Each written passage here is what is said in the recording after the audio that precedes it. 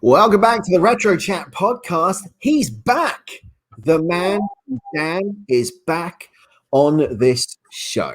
Andy Evans here, of course, with another exciting edition of the Retro Chat podcast, where we talk all things retro from the golden eras of TV, cartoons, movies, video games, professional wrestling, dance socks, and a whole lot more. You remember to use the hashtag back in time. Dan, how you doing, my friend? Yeah, good, sir. Monday morning, just to give a bit of a time stamp when we record this. I know you're not releasing it straight away, but yeah, Monday morning. It's Tuesday morning. What am I talking about? What are you on about? I was about to say. It's because I'm on annual leave this week, so I'm actually enjoying, not having to sit in front of a computer and do Teams calls. Oh, wait, what am I doing now? Yeah. Okay. Yeah. Just a bit all over the place. You know, it's like when you take some time off. It's always great. It's always great taking time off without staying in the office, but if you're not actually doing anything, like as in going away, which I know we can go away now, but just for reasons we don't feel comfortable, we're not going away at the moment. You kind of lose track of days, and you kind of forget where you are in the week. Like I woke up this morning convinced it was Monday. Clearly, as I just said, it's actually Tuesday, and it's just I think when you haven't got. You're still doing your same routine up to the point, aren't you? Apart from going away, you're still getting up, you're having breakfast in the same place, etc., etc. So anyway, that was a bit of a ramble, but yes, I'm very good. How are you? I'm very good, thank you. Ramble. I'm much better since the last time we spoke, which was the Retro Beer Cast. Talking about the best of both worlds. Good show, though. I enjoyed that. It was a really good show. Yeah. Just to be clear, for those of you tuning in for another beer cast, this is not a beer cast. It is 10:15 in the morning. I will not be having a beer that early. Maybe midday, but not this early. So, well, I was about to say it'll be more like 11 to 15 for you that you'll have one because it's 5 o'clock somewhere in the world. Do you know what? I would challenge that saying because people say that a lot. I know it's like an innocent excuse to have a drink now. Is it always 5 p.m. somewhere in the world?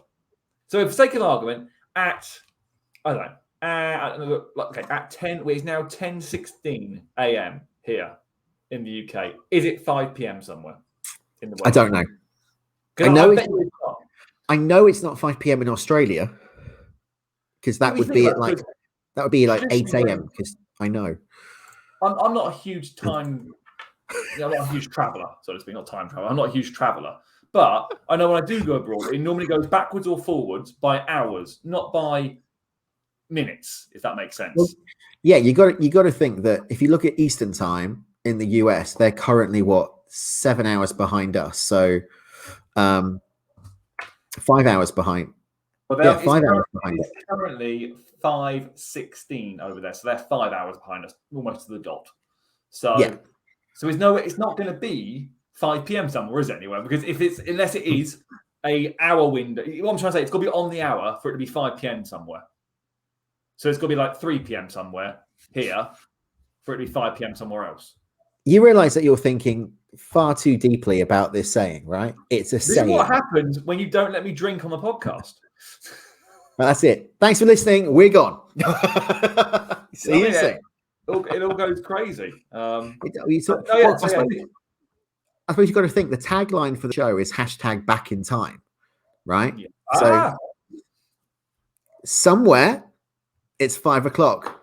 But it's not. We just established that. It can't be 5 o'clock somewhere. It could be if you go back in time, you could go anywhere you want and it'll be 5 o'clock. Sometimes I question how you ever got married.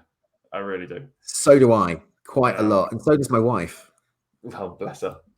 Yeah. Speaking of this podcast, even though we weren't, just want to say a bit of kudos for yourself, sir. Really enjoyed the California Dreams interview. Thanks. You released the other week.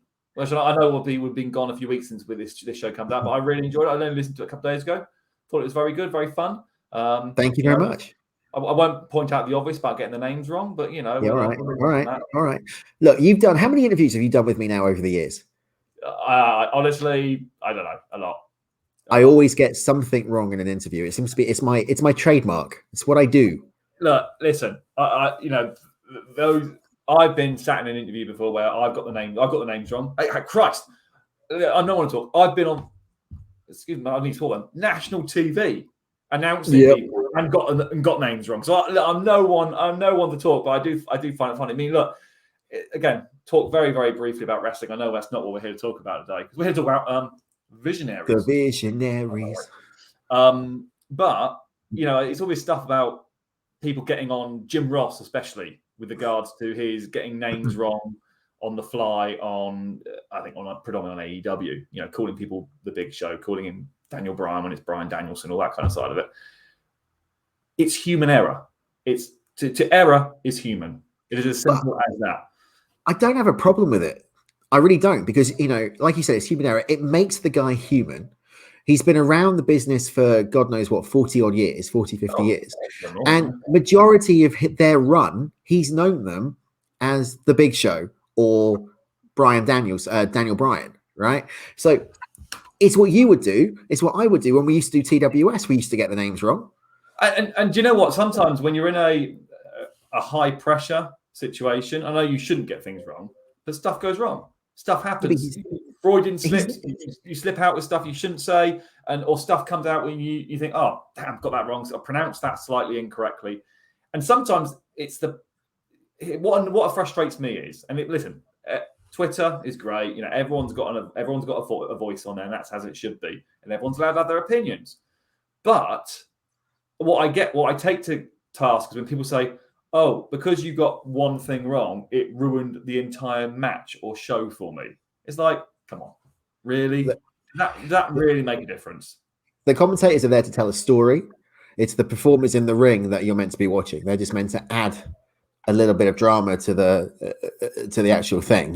When I used to commentate for UPW with Jason, that's what we used to do. You used to tell a story. The performers were there. You just were there to emphasize and highlight some additional bits and give some background. You're not there to be center of attention. It's meant to be the performers in the ring. So as long as you're watching that and you're taken away from it, and let's put it this way, AEW's product at the moment is phenomenal, and some of the matches they put out recently have been incredible. That so he makes a mistake. So what? Excalibur's on commentary. I mean, he makes more. He's a mistake just being on Rampage. But I'm not a big fan of Excalibur. I don't think you need to get into abusive name throwing like that, Andy. I think that's totally unfair. Especially as you yourself, from you getting I forget. I've forgotten his name now. The gentleman from California. Anthony Frankie. Anthony Frankie. Yes. Name wrong. To be fair, it took me completely out of your podcast when I was listening to it. I couldn't. Did it now? Right. Okay. What I would like to say is this: the interview with J. Anthony Frankie has got the biggest listenership and viewership in Retro Chat, and thanks to everybody who has taken the time to watch it, listen to it, send a comment on the video, comment on the podcast, send an email, tweet it, Facebook it, whatever. It really does mean a lot. And we are on a mission now to bring the California Dreams cast onto Retro Chat, and all being well, there will be an announcement upcoming by the end of this week as to who the next guest from California Dreams will be, and who and when they will be coming to the show. And I can't get their name wrong. I was going to say, maybe we should get some prompt cards so you can pop. No, it's that simple to say. Right, now, let's crack on with the Visionaries. But before we do that, let's talk about how you can subscribe to the show if you want to listen to the audio feed. And that is on Spotify, Google, Apple, Amazon, Stitcher, TuneIn, iHeart, Pandora, any podcast service that you can think of. All you need to do is search for the Retro Chat, or you can go to the website at retrochat.co.uk. You can contact us on social media if you wish.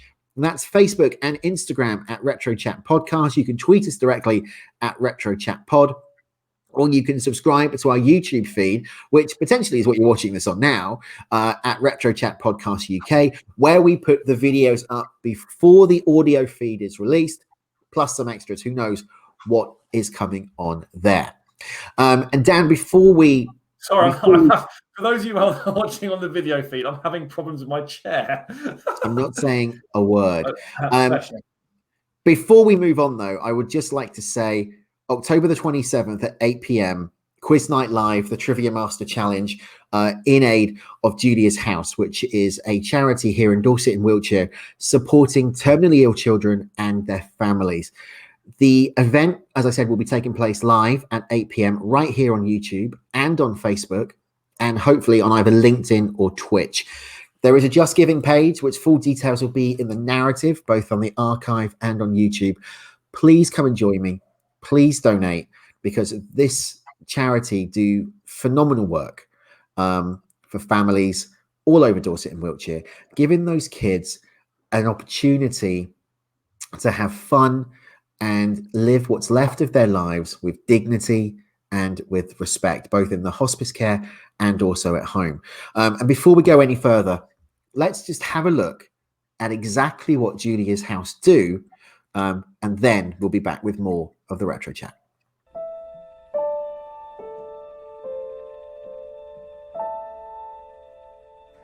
Julia's House is a children's hospice. We're here to provide care for children who have life-limited and life-threatening conditions. We provide that regular breaks for the families to just allow them to get on with their lives and cope. It may be that we're looking after the children in the hospice, but it may be that we're looking after them at home as well. A couple of hours every week just to give the family a little bit of a break, or the kids come in here for a day or for a whole weekend. We try and make the sessions as fun as we possibly can.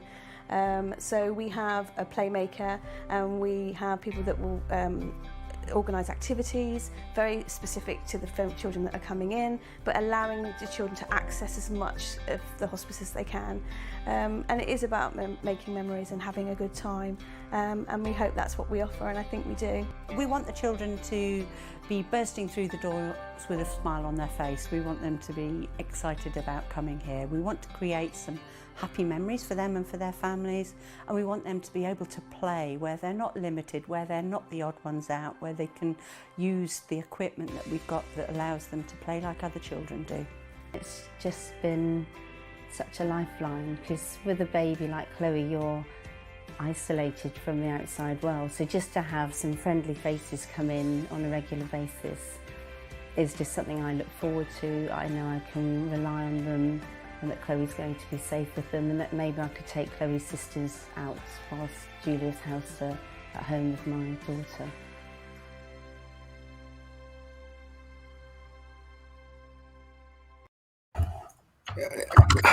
Tremendous work that they do there.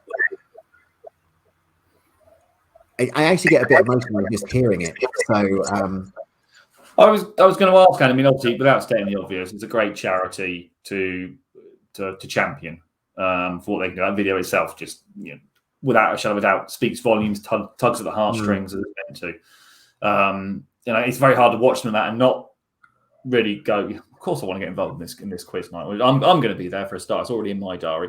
But I think it's what's interesting to maybe your listeners, and I'm curious as well. Why Julia's House? Because there are, without saying the obvious, there are thousands of worthy charities out there. But what kind of really hits home for you that makes you go, I want to do this off my own back, off my own time, to support this charity? What kind of struck a chord for yourself? Without going too much into it, and not many people will know this, when about 3 years ago, we had our daughter, and our daughter was born, and she was very sick, and we didn't know whether or not she was going to survive at one point. We also didn't know if she did survive, whether there was going to be any brain damage, or she was going to be disabled, or anything like that. And touch wood, and thank God, touch wood, she's absolutely fine. But when you see the work that charity does, it just brings it all home, about A, how lucky we were, and B, how families out there need the support, and how the kids out there need some help, and how they want to enjoy the rest of their life that they've got, however long they've got. And every time we go up to the hospital, and I'm going to give a massive shout out to Southampton, Princess Anne Southampton Hospital, the Kingfisher Ward in Dorchester, and we see the other families there that have got kids that have survived but have got a disability, or are terminally ill.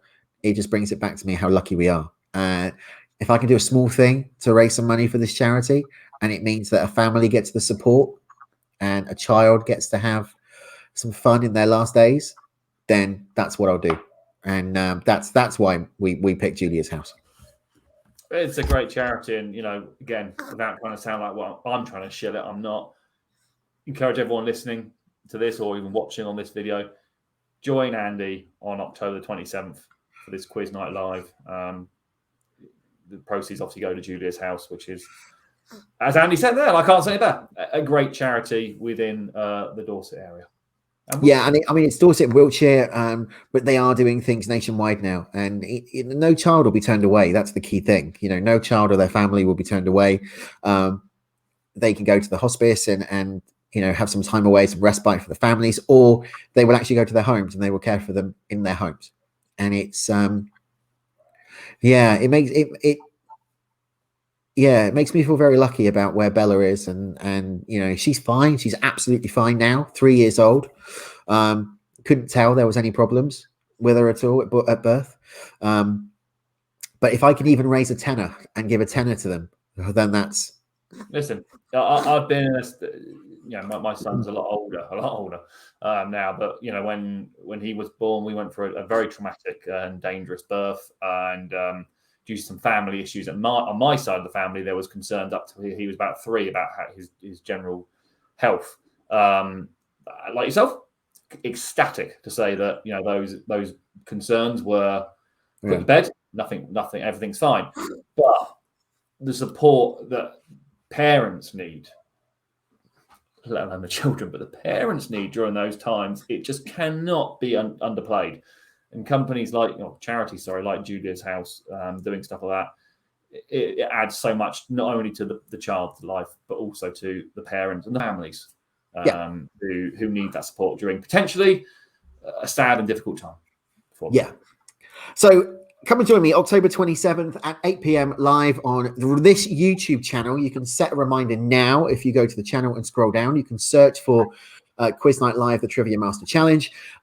Set reminder. All the details are in there. You can go to Facebook and go to Retro Chat podcast group page. You can then click on the event. You can go into that, and you can follow us on Twitch. And we will be broadcasting out live, 8 o'clock, 5 rounds, 50 questions of various different categories. And you never know who may pop up to ask a question.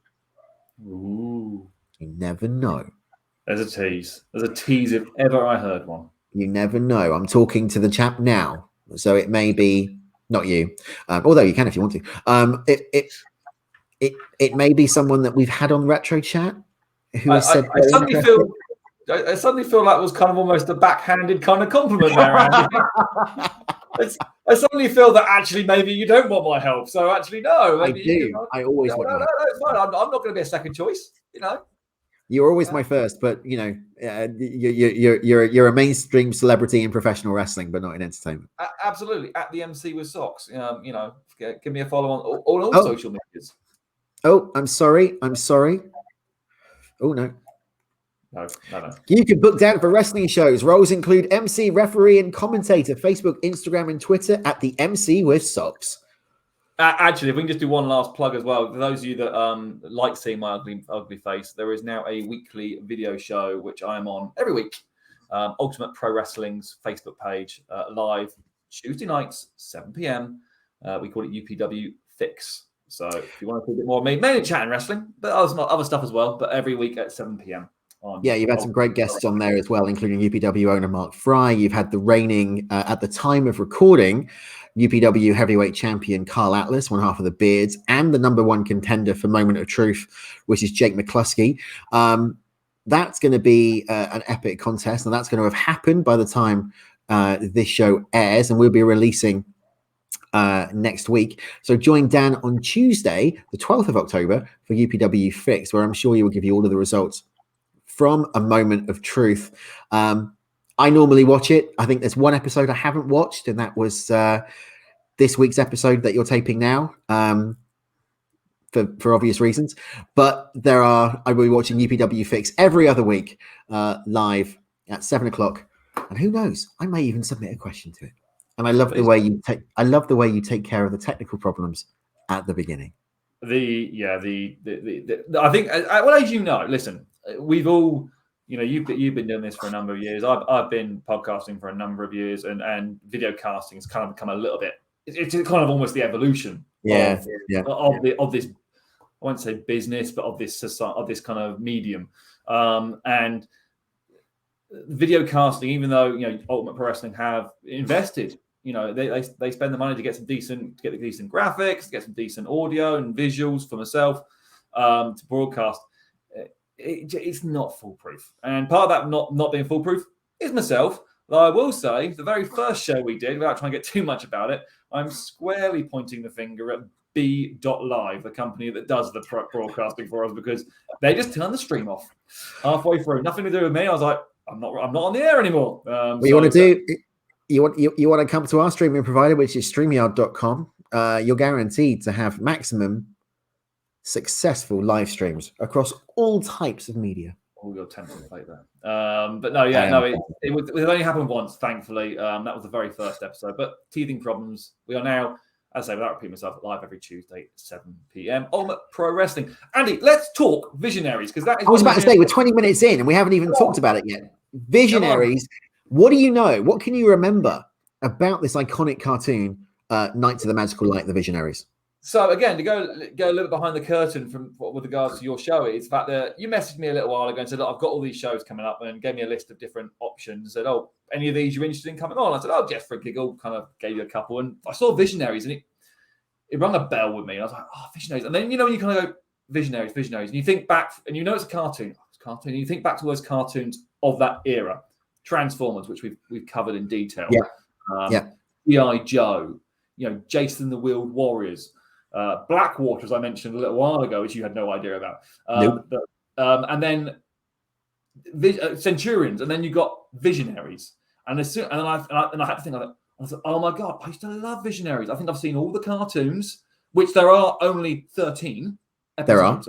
Which is crazy. And I didn't realize that until I went back to do my due diligence for this show and do some research on it, looking a bit more detail. And I thought, my God, I remember it being such a clever cartoon for its time, so interesting, so different. It was brand new, or at least when I was a child. Because it was released in 1987, so I think 98, 99 was when I was watching it, when it was out on TV. So I'm trying to think how. So I would have been, I would have been 10, pretty much at that time. And so I remember the time thinking, this is crazy, this is great.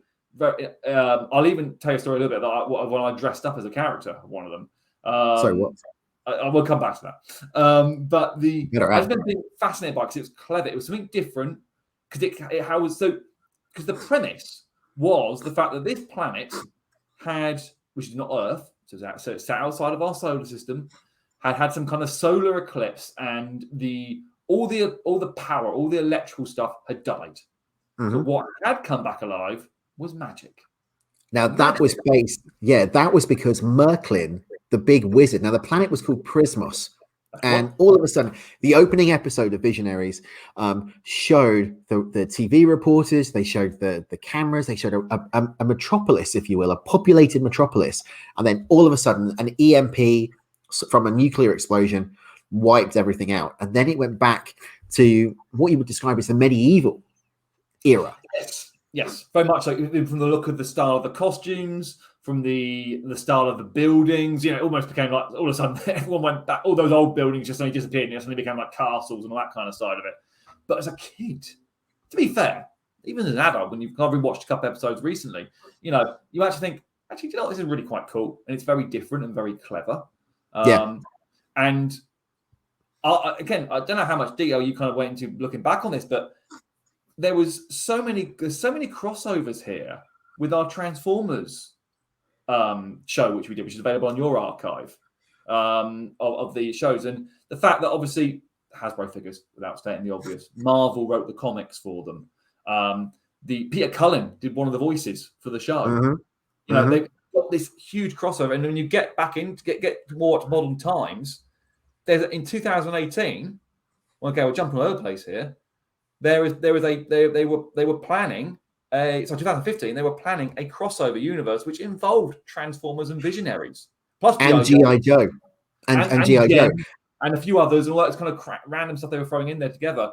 Movies were planned, books were written, comics were released. the movie's not actually been put together, but that was just a ginormous return from Visionaries, who basically pretty much disappeared in the early 90s. They weren't around for that long. They weren't. They were, like I said, they were around for 13 episodes, which ran from 87 to 88. In 2018, there was a Visionaries versus Transformers comic book story that was consisted, I think it was about 8 issues, which was phenomenal. I watched that. I read that, sorry. You had the Spectral Knights and the Autobots going up against the Decepticons and the Darkling Lords. And it was just that good versus evil and the thing. Now, just going back to your crossover thing about Transformers, you were right. Peter Cullen did do a voice. He actually did the voice of, bear with me, Cinder from the Darkling Lords. Chris Latta did Darkstorm, who was the leader of the Darkling Lords.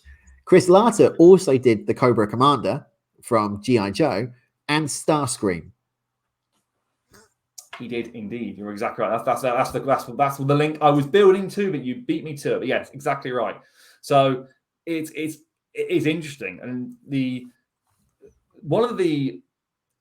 is interesting as well. Whenever you knew it's not. What came first? You know, the little chicken and the egg situation.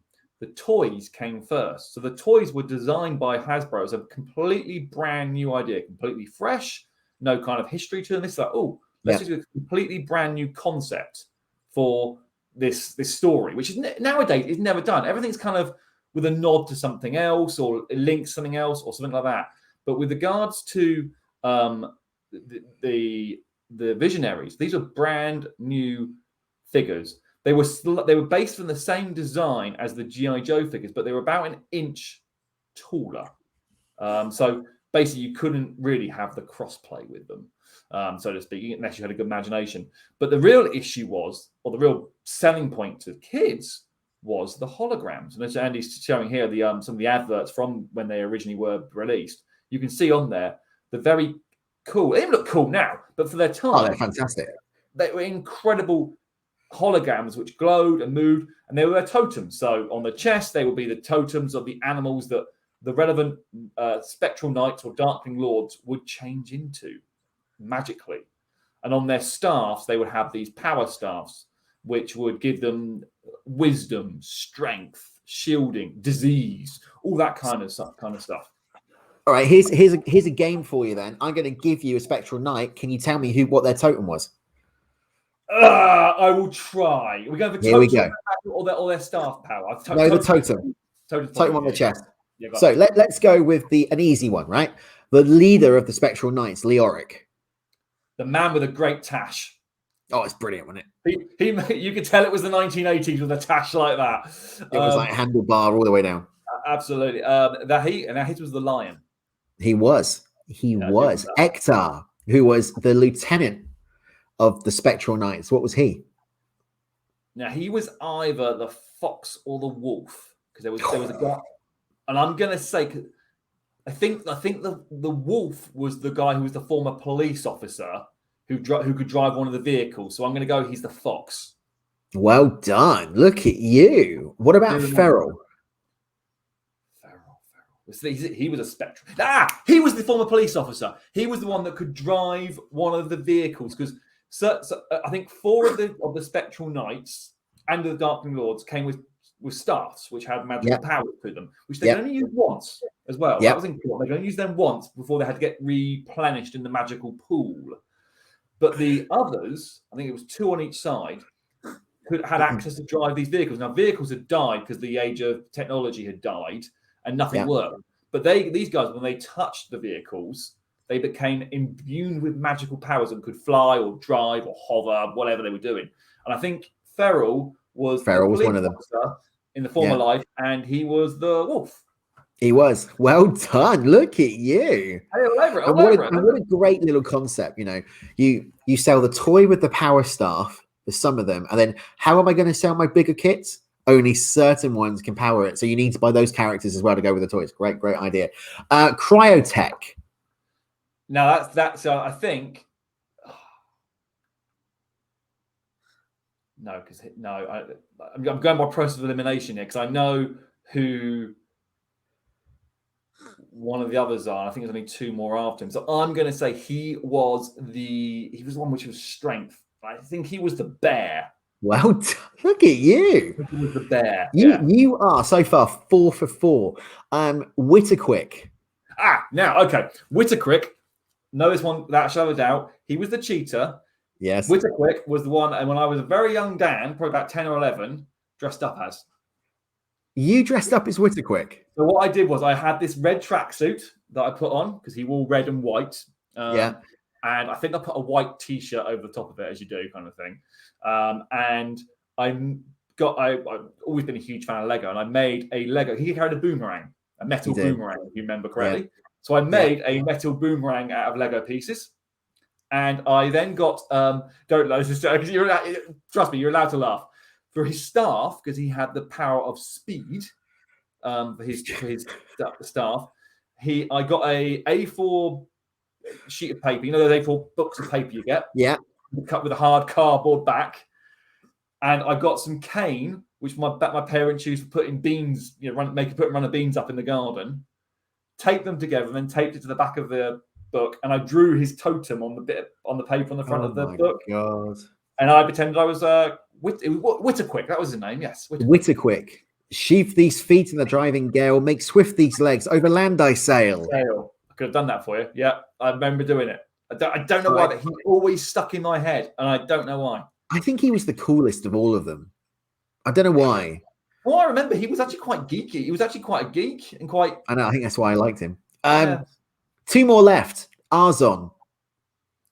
He's the last bloke left. He is. So he must be. He must be the one which had. He was a hawk or an eagle or something like that. He was a bird. Eagle. Spot on. Yeah, eagle. And then the last one was Galadria, the only female of the Spectral Knights. And she was a dolphin, guaranteed. She was. Enough, he was never released as a toy. No. Her Darkling Lord / Lady's equivalent, whose name I forget, was never released as a toy. They were meant to be in the second wave that never was released. Okay, so you got 7 out of 7 there. Well done. Can you do the Darkling Lords? Probably not. These would be harder, I would suggest. These are very difficult. So Darkstorm, I think link. A lot of them they kind of merge a lot of these for me. Yeah. Darkstorm is the leader. He was like this kind of mutated slug. It was a mollusk. Yeah, it's what they called a mollusk. It was huge, wasn't it? Yeah. It was, but it fitted, didn't it? Because you had the lion for Leoric, which was strength and bravery and honor, and then you had the mollusk. It was a big evil, like bird thing that's going to try and kill you. Darkling Lord also had from a point of view of his power staff, had the decay option. So he would. Was it decay or was it aging? One or the other? No, he had. Well, his staff actually had 2 powers. It had decay and it had decay reversal. By what creeps, what crawls, by what does not. Let all that grows recede in rot. I do remember. So now, and I remember thinking back as a child, that was actually quite scary because what would happen is this kind of dragon thing would come out of these staff, all green, magical. Exactly. Yeah. Put these wings around the enemy, and when you come back, the enemy basically almost like a corpse, basically, a very old corpse. And that actually was quite creepy for back in the time. I remember they were doing that now.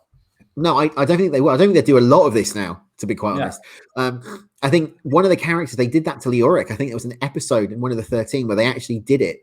And it was at the beginning of the episode and they had the battle and they did that. And then by the end of it, it was to get him back and get the reversal and et cetera, et cetera. We won't go through the rest of them, but we had Recon was a lizard. Yes. Now this one, I'm sure you'll get this one. Mordred. Mordred wasn't the one who was also voiced by the same actor who did Starscream, was he? No. That was Kravex, who was also voiced by Chris Latta, who did the 2 of them.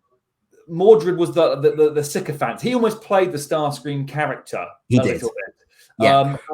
He was like a beetle or some kind of bug. He was spot on. Yeah. And the thing about Mordred, I love the fact with the characterization of Mordred, they gave him the old, the older gentleman with the beard and the goatee, but playing the snivelly little. He had, if I remember something correctly, he had a some of the dark. So each of the Darkling Lords and Spectral Knights, for those who haven't seen it, and as you saw on there on the video Andy played, each of them came with their own specialized weapon as well. So actually, from a toy point of view, it's quite cool because each one got their own unique weapon. Yeah.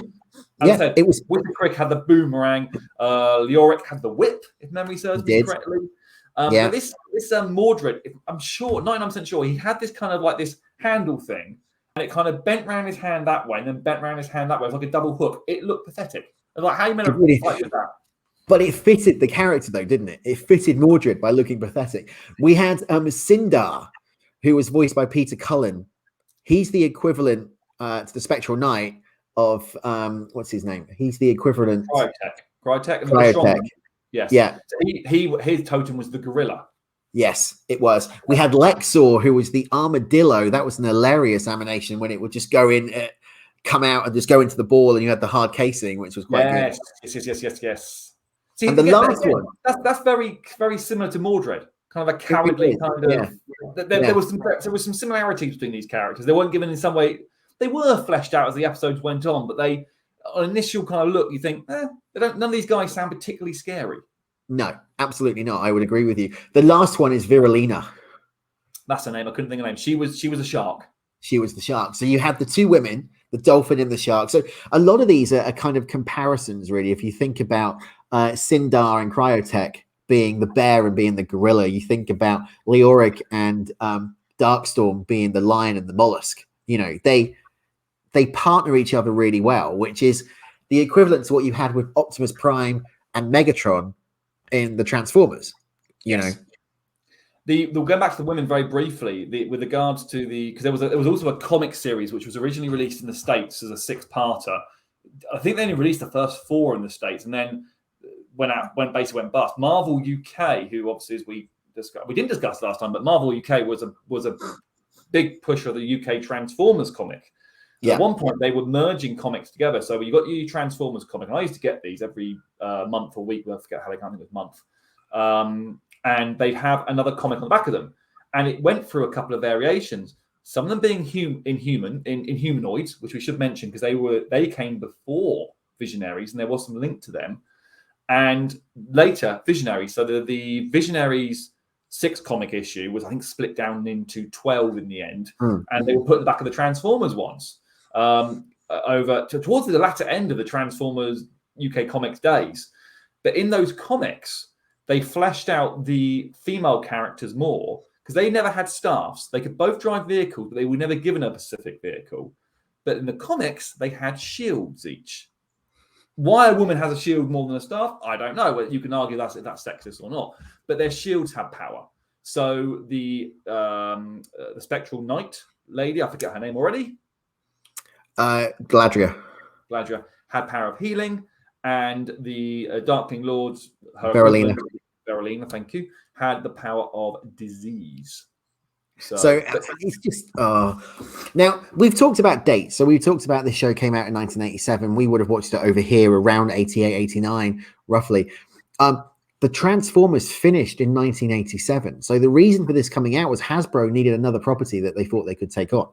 They had G.I. Joe, but was that as popular as what the Transformers was at the point? You know, that was already on its way out. That was moving down. Transformers and G.I. Joe went through phases of one-upping each other on the actual chart. I think overall, from a point of view of overall sales, longevity, I think Transformers kind of picked G.I. Joe to the post. But the Hasbro tried a couple of different options before they got to the original one. I don't know if you remember. Do you remember in Humanoids? Yep.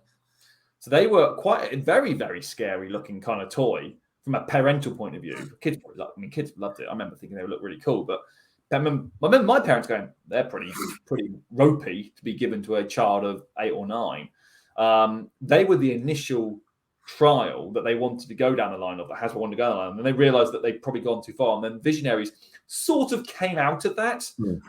They kind of went, let's look at some, maybe toning it down a little bit and changing the style and putting these holograms. Holograms are a great idea because they look cool, as we've already said, but they push the price point up of the toys beyond that of Transformers, G.I. Joe, because the cost of these holograms were so expensive back then to make. that they sat on the pegs because people just wouldn't buy them. They would say, well, why am I going to buy this for my kid when I can have a much more cheaper Transformer or G.I. Joe, is the case there. So these great, as we said, these great holograms almost killed off the franchise before it even really started, which is a real shame. Absolutely. Now, what we're looking at on screen now is the TV spot for the Visionaries, and you can tell it was so different if you think about what we had back then, because even the text down the bottom was just in the old digital kind of taking, but you're looking at the animations of the Spectral Knights and the Darkling Lords going into their totems, and it was just, you believed it, didn't you? And hologram was a new technology, a bit like 3D. You remember when you were sat there with your, your green and your red and your blue, or red and your green glasses, like the cardboard ones that you would put on? It was new and it got you talking. But yes, you're right. The price point of the toys was extravagant. And I remember going into Toys R Us and seeing, a load of Visionary toys in the aisle, then Transformers, and more people going to the Formers and to He-Man because the price point was a lot lower to spend pocket money on than Visionaries. Also, there was more variety in those toys. But the initial layout of Visionaries was 8 figures, or 8 carded figures, as they like to call them, and 4 vehicles. So there's 4 bad guys, 4 good guys, 2 good guys vehicles, and 2 bad guys vehicles. And that gave a lack of variety, but the cost was higher, as Andy said there. So you would go down the line of, from a parental point of view, and let's be honest, back then, in 1987 and 88, who was buying the toys? It was the parents, without stating the obvious. So, you always looked kind of what was the cheapest, best option for you. So even though the Visionaries look really cool, and now if you've still got them as a kid, and you've got them and they're in good nick, they're worth a fortune. Oh yeah, I mean, I've seen some on eBay going for £600-700 if you've got a Leoric and a Darkstorm.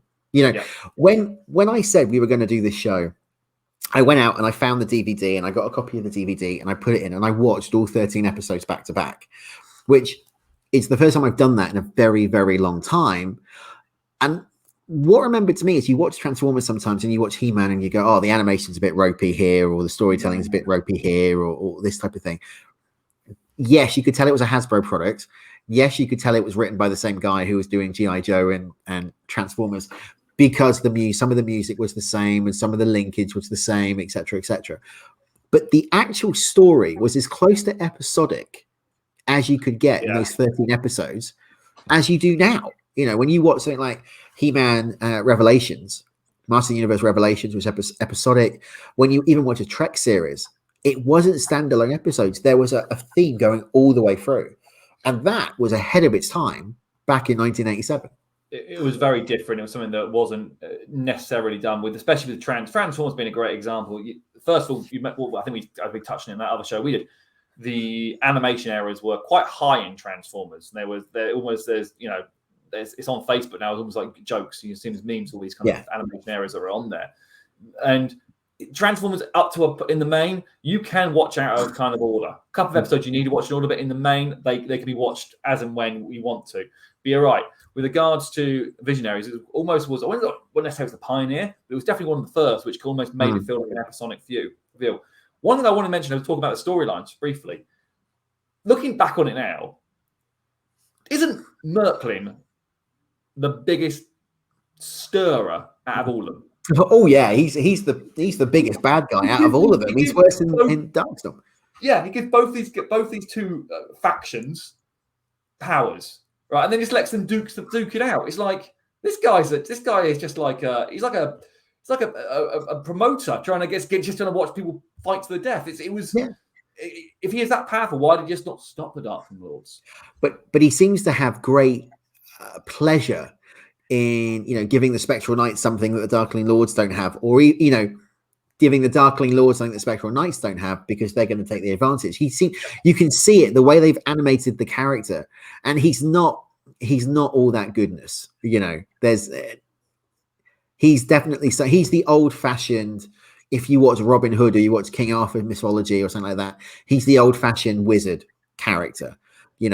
I'm not pledging my allegiance to you. I'm not pledging my allegiance to you. I'll do what's best for me. Take it back to a Trek incarnation. You got to think of him as Q, right? Yeah. I'll do what's good sometimes, but ultimately I'm doing what I want to do when I want to do it and how it's going to benefit me. It was a great character. And was he the figurehead of the show, though? Because if you look at the opening graphics and all the logos, it's Merklin that's on the title card. He's almost like the puppet master. He's the puppet master. Great example. Pulling all the strings and, positioning his chess pieces into where he wants them to go, so to speak. It's almost like he's doing his own kind of like Dungeons and Dragons game, but with real people, for want of another way of putting it. It was an interesting character, but I do remember, and I haven't watched all the episodes in quite some time, but I do remember that even as a kid thinking, I didn't really warm to the guy. No. He wasn't necessarily, as you said, wasn't necessarily evil, but he wasn't necessarily good either. And you kind of felt like, I always felt like he had his own ultimatum to get there. Ulterior motive. Ulterior motive, thank you. That's what I was struggling with, yes. To me, he reminded me a lot of Cobra Commander from the G.I. Joe movie, the animated one back in 87, where it was all about Cobra and Cobra taking world domination. But the back of it was Cobra Commander looking after Cobra Commander. So he would sell Cobra out to save his own skin, which he shedded, to help G.I. Joe at some point. And that was, to me, that's where they got the basis of the Merklin character from. Now, could it come back? Do you think Visionaries could come back as a reboot? And would it be more popular now than what it was back in 87? Honestly, I think anything's possible to come back as a reboot, because especially in this current world, look at how Marvel's done so well with their films, with the whole Marvel universe, and spin-offs from that with regards, the Disney shows that you've got all over the place. So yes, anything's possible if it's done right. Equally, we've seen Transformers movies come back, and they, in the main, have been box office have been quite successful, but from point of view of actual what they've achieved, and from a fan point of view, they're pretty much universally panned. So I think it's a dangerous one. Then going back to what you mentioned at the very beginning, that 2018 comic with the Transformers Visionary crossovers, they reimagined the Visionaries completely in that comic. They were given a fresh coat of paint, given a more modern feel to it. And I think, and I haven't read the comic myself, but I've seen some other people say that it kind of lost some of them, excuse the pun, the magic, because it wasn't necessarily the same characters as what you grew up with. And that's the problem. When we look back at this from a point of view of us, when they change characters from what we remember as a child, we automatically go, well, it wasn't like that when I was a kid. Yeah. That's one of the reasons a lot of us, I include myself in this, don't like the new Transformer movies, because it wasn't like what the cartoon or the original movie. Well, it's not like that. That's not what Optimus Prime looks like. And that's when it gets such a huge cheer when in one Bumblebee movie, they make the characters look a bit like their G1 kind of design. Yeah. Everyone goes crazy for it. Yeah. So equally, I think if Visionaries did come back and it was explained properly to a next generation in their own style, yeah, it'd probably be popular because kids like the idea of magic still and that kind of side of it. It is quite a different idea. But I still think you have people like our age going, well, I'll tell you one thing, that's not what Leoric looks like. He didn't have a lion. The unfortunate thing is, if it did come back, I can pretty much guarantee you it wouldn't be an animated series like what we've got now. It would be what they've done with Masters, and or anything. They CGI it to give it that, that, and that really would lose it because, when you, like you said, when you look back to the 80s, and when you look back at these cartoons like Formers, like Jason the Wheel Warriors, like Mask, which we're doing next week.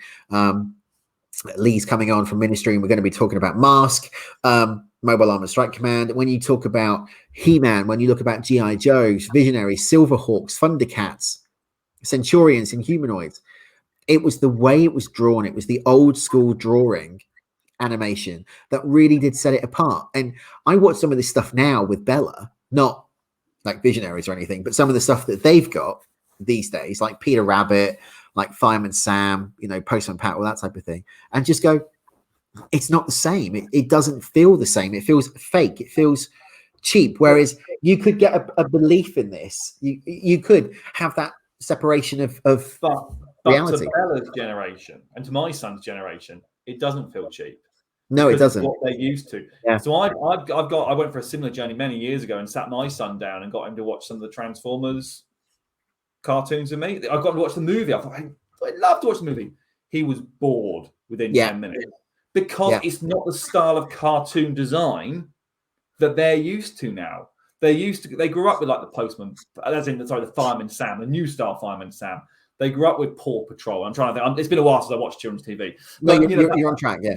That kind of side of it, and it looks completely different because it's more fresh, it's more CGI, it's more computer generated. Whereas, going back to Transformers, all the ones you mentioned there, Mask, G.I. Joe, they were all hand drawn. I believe that's my understanding of it. No, they were all hand drawn, yeah, all hand drawn. And that was a different generation. So we grew up looking at something different. If we grew up in this generation, we would probably scoff at it ourselves. I don't disagree with you, but I think it's really interesting when you look at it. You look at something like Revelations, which went back to that line drawing animation, the new Masters series, and I instantly fell in love with it because I could sit myself down and think, this is what I was watching. Whereas the new Masters on Netflix, CGI one, I've watched about 5 minutes of it and gone, I can't get into it. But yet other people of our generation are loving it. It's personal preference, it's personal taste. Everyone's got it's like everyone's got a nose. Everyone's got an opinion on it, and you're absolutely entitled to it. One of my favorite, and it's going off the subject slightly, but staying with it. One of my favorite kids' cartoon Christmas movies was Yogi Bear's First Christmas. Right? I can remember at 5 a.m. every Christmas going downstairs, putting it on, and it used to be on ITV, like the early hours. I used to do the cartoons in the morning, and it was there. Every year I would watch it. So I bought it on Amazon. And I went, you know what? I'm going to sit down with my daughter and we're going to watch Yogi Bear's First Christmas. Within 10 minutes, I was hooked. She got up and turned it off. Yeah. They're not she was bored. We're brought up in different things. Listen, and that's hard. That's one of the hard things about being a parent is when your child, be it a boy or a girl or whatever, doesn't like what you used to like, and you can't understand why. I was heartbroken when my son stopped playing with Lego. Absolutely heartbroken. I've still got all his Lego in the loft because we refuse to get rid of it in case the now 17-year-old wants to go back to it again, and he won't. And I don't blame him. When he's got a little one, it'll all come in useful. Again, probably not, because by that point, look, kids. We're getting off a complete topic. The kids today have grown up in the IT age, and everything's on demand, everything's available, everything's on screen. They don't have to actually use their hands and move models around really to make it fun. I didn't have my first games console till I was 14, 15, I think. That was a Game Boy, the original Game Boy. And, Josh was playing with a games console because my son's nearly 17. In fact, pretty much 17. And he was playing on computer games from like the age of, I think 4 or 5 kind of thing. I'm sure if you gave Bella your iPad, she'd get onto YouTube.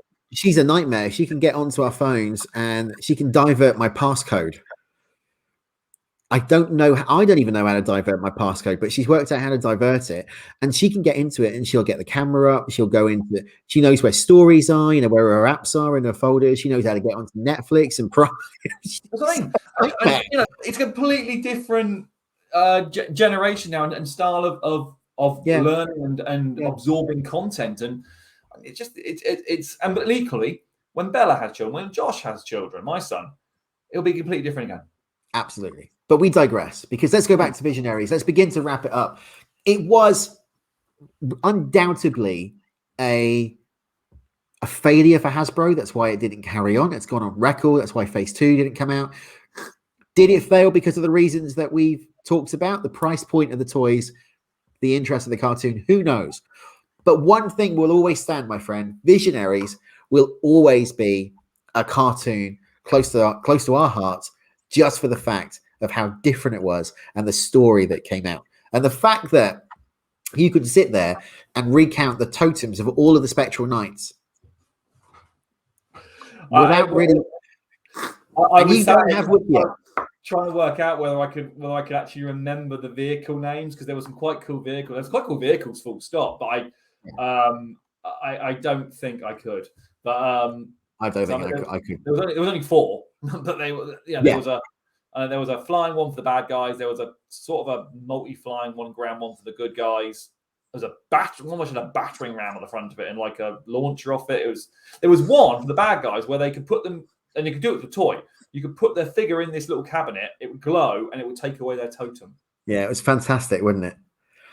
I remember one scene when I watched it back, and it was Mordred had gone up to speak to the Spectral Knights because Darkstorm was down with the Darkling Lords, and he went, "Of course, but how will I get the message back to Darkstorm, my ruler?" And all they did was just pan the camera to a catapult.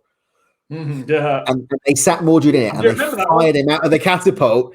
That was the vehicle. That was the vehicle which had the chamber on it. Yeah. And I just went, and I just burst out laughing because it was such a simple way of doing it, but the comedy execution and the way the voiceover artist portrayed Mordred, the way the animators drew the pan, tremendous. Yeah, it was a great show. And for those of you out there who maybe have not seen it and you think, well, after all this kind of waffling from Dan and Andy, you maybe want to kind of give it a check out. It's not. I've done some research. It's not on Disney. It's not on YouTube, on Netflix. It's not on Prime. A lot of the episodes are on YouTube, though. They are, and the DVD, the 2-disc box set that came out of all 13 episodes, is now discontinued. But you can get it on eBay. But you can be paying anything from £25 to £65. Is what I've seen. If you have got any toys in the loft or garage somewhere, I'd dig them out because they are definitely worth something. And I'll tell you what, if you go to a convention and you see Peter Cullen, get him to sign it because it'll be worth a fortune. Absolutely. Dan, and also to be clear, just before we go any further, there are no photos of me dressed up as Witterquick. I'm just saying. I need to speak to your mum. She must have something.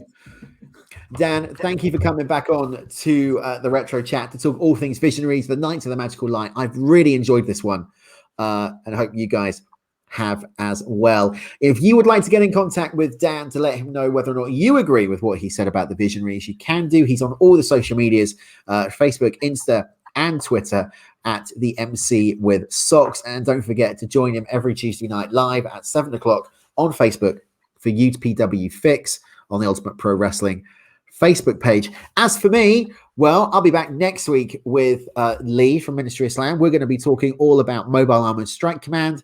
But if you want to get in contact with me, you can do. You can subscribe on the podcast feed on Spotify, Google, any podcast provider by searching Retro Chat. And you can get in contact with us on social media at Facebook and Insta at Retro Chat Podcast, tweet us at Retro Chat Pod, and on YouTube right here at Retro Chat Podcast UK. And also, don't forget, October 27, 8 o'clock, live, Quiz Night Live, the Trivia Master Challenge in aid of Julia's house. All the details will be in the write-up, both here on YouTube and on the archive. Dan's going to join me. Will you join me? And will you be the Trivia Master Challenge? Also, there's a bit of a link, a bit of a tease for his next week's show. Mask, we're going to be in that crossover multi-universe with Transformers and Visionaries. They were indeed. Interesting concept. Dan, any last words before we let you go this morning? Again, thank you for having me. Always a pleasure. I hope you guys have enjoyed it. Again, if you don't like it, let us know. Send all the abuse to Dan. I just facilitate the conversation. Dan, thanks again for joining me. Stay with me for just a second. But until next week, we will see you at the Comic Cons. We will see you wherever we can, right here at the Retro Chat Podcast. Remember, we're going to go #back in time each and every week. See you soon. Take care.